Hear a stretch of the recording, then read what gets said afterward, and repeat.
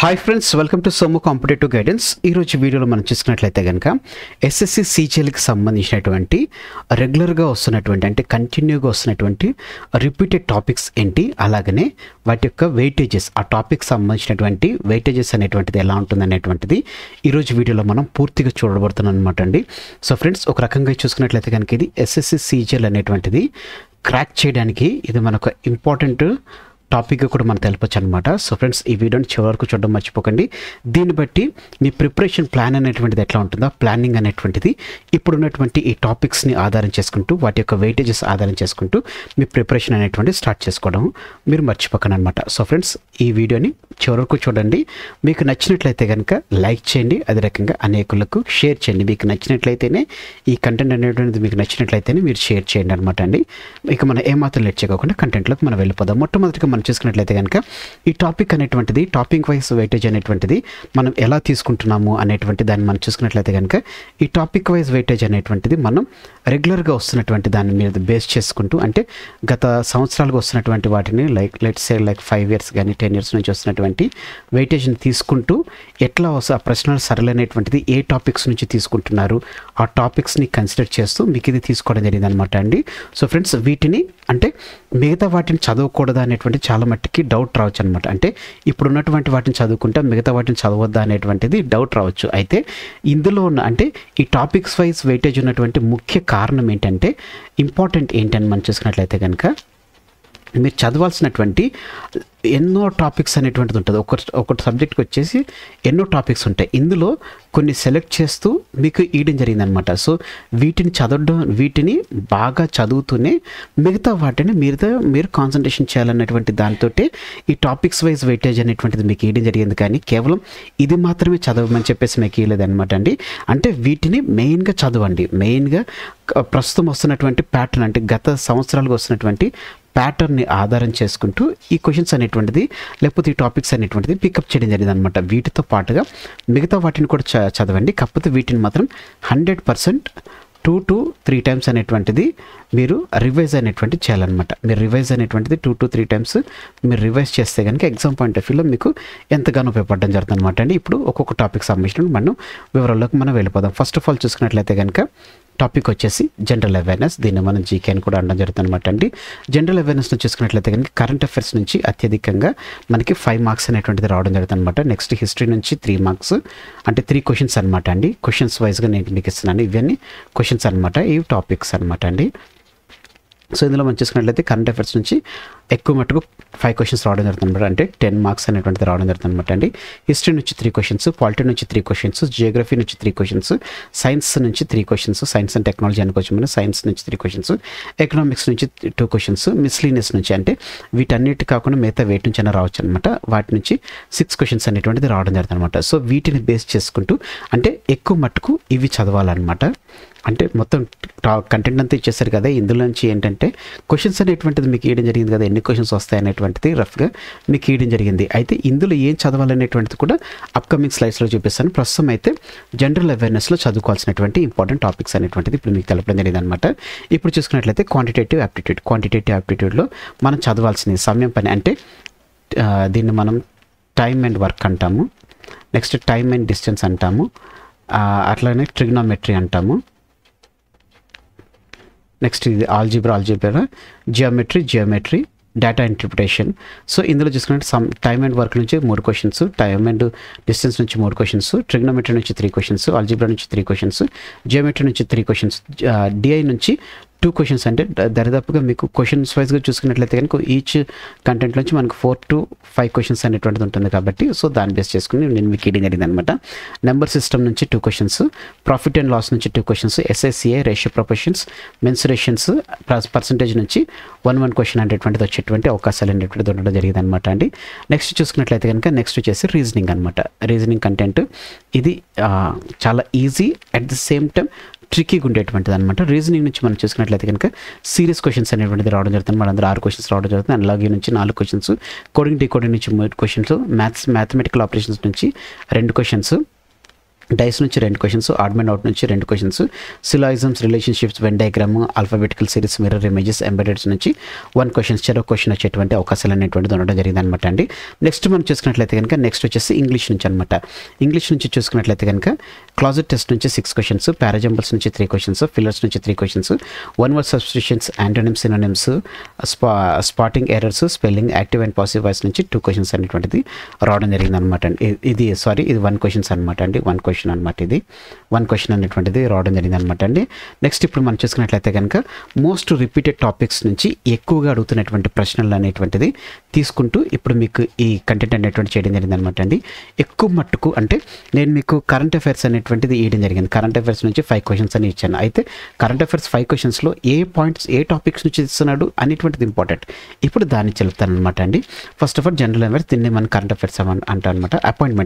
Appointment చూసుకున్నట్లయితే కనుక ప్రధాన హోదాలో ఉన్నటువంటి వారు అంటే ప్రెసిడెంట్ కానీ, సిజిఐ కానీ,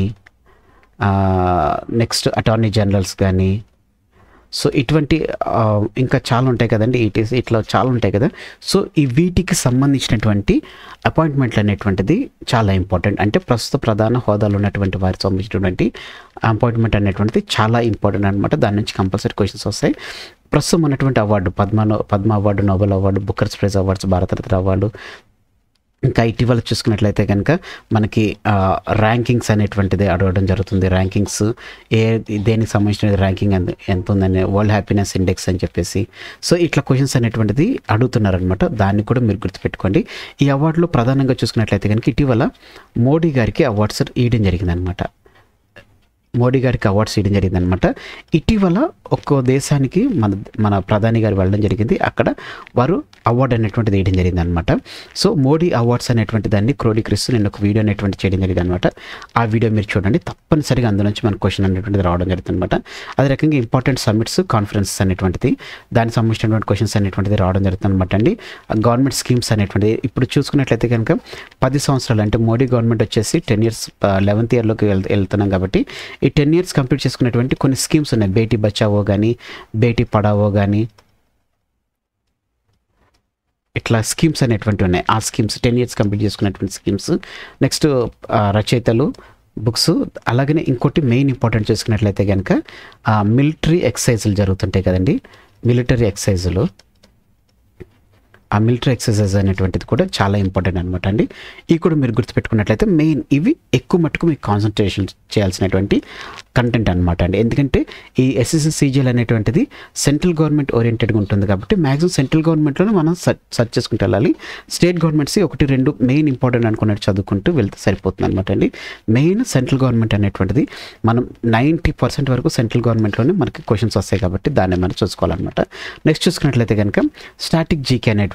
స్టాటిక్ జీకేలో మనం చూసుకున్నట్లయితే కనుక స్టాటిక్ జీకేలో యునెస్కో వారసత్వ ప్రదేశాలు, క్యాపిటల్ కరెన్సీలు, నృత్యాలు, పండుగలు, జాతరలు, వాయిద్యాలు కానీ, లేకపోతే ఒక గేమ్స్కి సంబంధించినటువంటి ఎంతమంది ప్లేయర్స్ ఉంటారు. సో ఇటువంటి క్వశ్చన్స్ అనేటువంటిది అడుగుతుంటారనమాట అండి. నెక్స్ట్ ఇందులో మీరు చూసుకున్నట్లయితే కనుక కరెంట్ అఫైర్స్లో చూసుకున్నట్లయితే కనుక స్పోర్ట్స్ సంబంధించినటువంటి క్వశ్చన్స్ కూడా అడుగుతారనమాట. ఇటీవల world test championship south Africa గెలిచింది కాబట్టి ఇటువంటి రీసెంట్గా అడుగుతున్నటువంటిది లాస్ట్ 1 year నుంచి ఉన్నటువంటి వాటిని మీరు ప్రిపేర్ అనేటువంటి చేసుకోండి. అంటే మనకి ఎగ్జామ్ వచ్చేసి చూసుకున్నట్లయితే కనుక ఆగస్టులో ఉంది కాబట్టి ప్రీవియస్ ఆగస్ట్ వరకు మ్యాక్సిమం 1 year అనేటువంటిది కంపల్సరీ చూడాలి. లేకపోతే ఆగస్ట్ నుంచి మనము ఆగస్ట్ నుంచి చూసుకున్నట్లయితే కనుక ఇంకొక 6 months ముందుకు చూసుకున్నట్లయితే కనుక 6 months ముందు తీసుకున్నట్లయితే అది కూడా మనకి ఇంపార్టెంట్. 6 months ముందు కూడా మనకి ఇంపార్టెంట్ ఉంటుంది అనమాట అండి. మెయిన్ 6 months చూడండి. మ్యాక్సిమం 1 year అనేటువంటిది కంటెంట్ మీరు చూసుకున్నట్లయితే కనుక మీకు ఉపయోగపడడం జరుగుతుంది అనమాట అండి. నెక్స్ట్ ఇందులో మనం చూసుకున్నట్లయితే కనుక స్టాటిక్ జీకే అనేటువంటిది కూడా మీకు తెలపడం జరిగిందనమాట. నెక్స్ట్ చూసుకున్నట్లయితే కనుక జనరల్ సైన్స్లో చూసుకున్నట్లయితే కనుక మనకి కెమిస్ట్రీ, ఫిజిక్స్, బయాలజీ ఈ మూడిట్లో చూసుకున్నట్లయితే కనుక acids, bases, salts, periodic table, chemical reactions అనేటువంటిది, ఫిజిక్స్లో units, SI conversions, laws of motion, work, energy, light అనేటువంటిది. బయాలజీలో చూసుకున్నట్లయితే కనుక vitamin D deficiency compulsory question అనేటువంటిది రావడం జరుగుతుంది అనమాట అండి. 1 to 2 క్వశ్చన్స్ అనేటువంటిది కంపల్సరీ వస్తాయి అనమాట. హ్యూమన్ బాడీ ఆర్గాన్స్ నుంచి కూడా డిసీజ్ అంటే ఏది డెఫిషియన్సీ, ఏ విటమిన్ డెఫిషియన్సీ అయితే ఏది వస్తుంది, అదే రకంగా మానవుల్లో అతి చిన్న బోన్ ఏంటిది, అతి పెద్ద బోన్ ఏంటిది, ఎముక అంటారు తెలుగులో చూసుకున్నట్లయితే.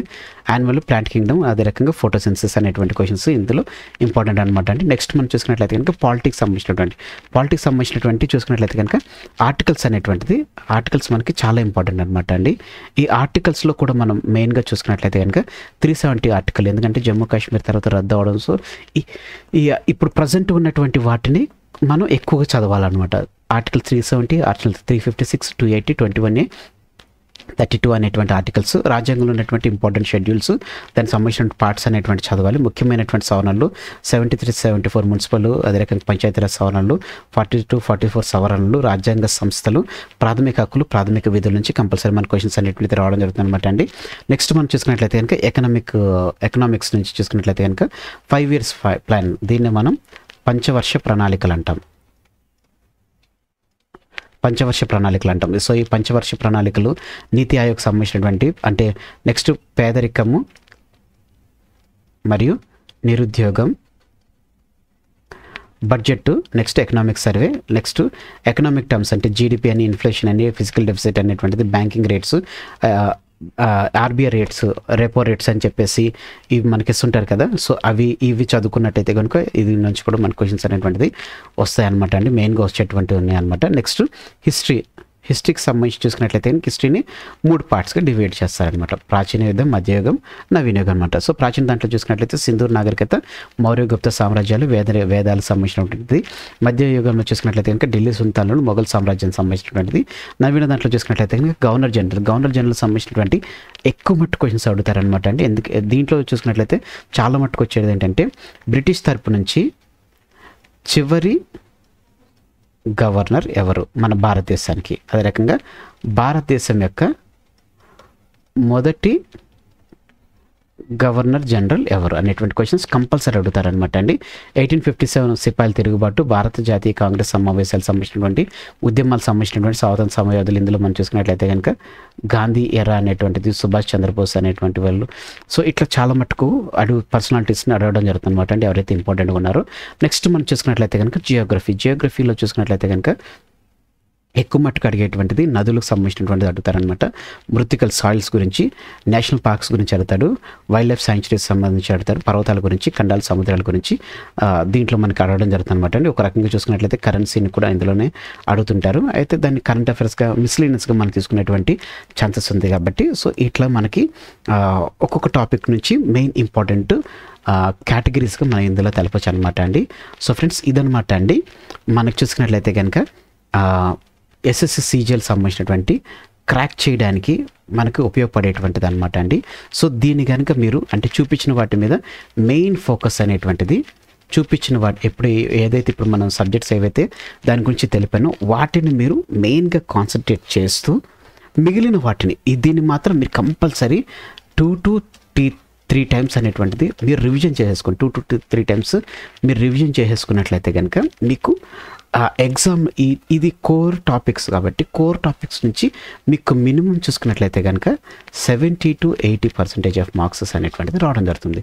సో ఈ కోర్ టాపిక్స్ మీరు చదువుకున్నట్లయితే మీరు మినిమంలో ఎక్కువ మట్టుకు స్కోర్ చేసుకుని టైర్ 2కి మీరు ఎలిజిబిలిటీ అవడానికి 90% ఛాన్సెస్ అనేటువంటిది ఈ టాపిక్స్ అనేటువంటిది ఇస్తున్నటువంటి నేపథ్యంలో తప్పనిసరిగా దీన్ని చదవండి. సో ఫ్రెండ్స్, ఈ వీడియోని మీరు ఇక్కడ వరకు చూసినట్లయితే కనుక మీకు ఈ వీడియో నచ్చినట్లయితే కనుక థ్యాంక్స్ అండి, thank you for watching the video. మీరు ఇంకా మన సోము కాంపిటేటివ్ గైడెన్స్ అనేటువంటి ఛానల్ని సబ్స్క్రైబ్ చేసుకోకపోతే వెంటనే సబ్స్క్రైబ్ చేసుకోండి. కింద సబ్స్క్రైబ్ బటన్ ఉంటుంది.